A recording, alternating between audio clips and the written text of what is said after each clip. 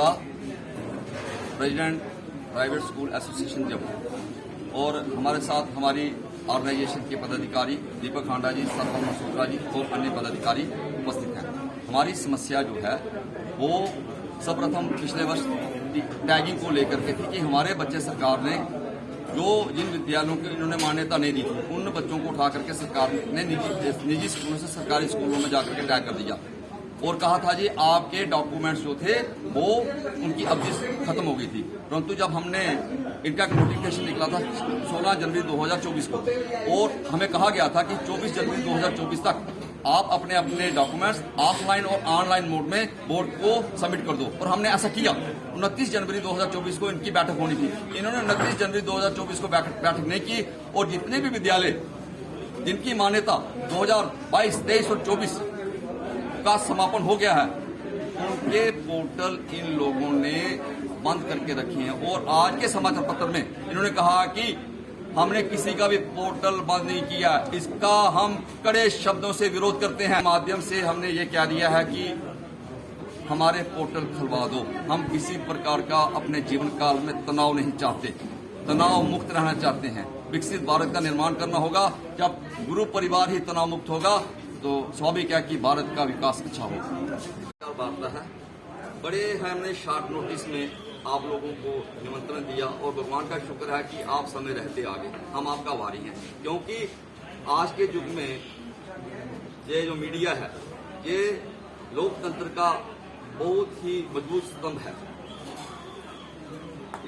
मुद्दा ये है कि बोर्ड की ओर से हमें बड़ी प्रताड़ना हो रही है और छोटे छोटे विद्यालय हैं जिनको बोर्ड ने, जिनके पोर्टल बंद रखे हुए हैं, जिनकी बोर्ड ने लाखों के हिसाब से फीस ले रखी है, जिनके बोर्ड ने एनओसी जब उन्होंने फाइल्स अपलोड की थी बोर्ड के जो पोर्टल में उनके एनओसी की अवधि खत्म हो गई और ने जो डॉक्यूमेंट से फिर से अपलोड किए और आज दिन तक 400 के करीब विद्यालय बोर्ड ने उनको उनके पोर्टल को बंद रखा हुआ है।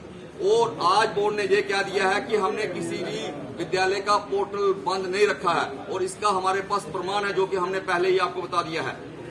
अब हमारे पास समस्या ये आ रही है कि जब बोर्ड ने पोर्टल बंद रखे, हमारे स्कूलों की अवधि जो है वो 2023 मार्च में उसका समापन हो गया है और ये माइग्रेशन एलिजिबिलिटी की डेट निकालते हैं 6ठे महीने में। जब 6ठे महीने में निकाल दी, अब हमारे बच्चे जो हैं वो किसी दूसरे विद्यालय में माइग्रेट नहीं कर सकते। एलिजिबिलिटी हमारे पास कोई बच्चा बाहर से आता है, हम उसको एलिजिबिलिटी नहीं दे सकते, उसके अपने पोर्टल के ऊपर उसको अपलोड नहीं कर सकते क्योंकि हमारे पोर्टल बंद हैं। अब उन बच्चों को नॉर्मल फीस जो थी वो खत्म हो गई। अब उनके बच्चों के लेट फीस के साथ एडमिशन करना पड़ेगा। अगर पोर्टल खुलेगा तो पेरेंट्स की जो पॉकेट में अगर कोई मान के चलो हाथ डाल रहा है वो वोट डाल रहा है। क्यों?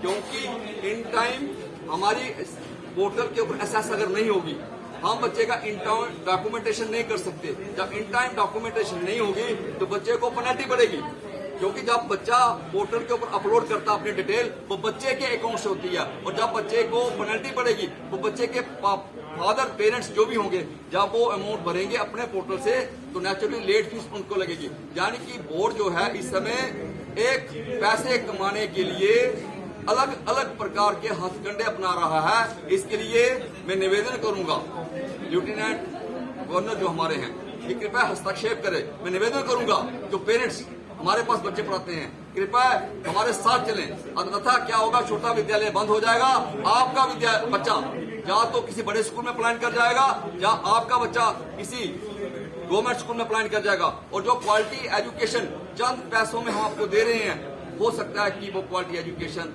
आपको ना मिले। धन्यवाद। जय हिंद।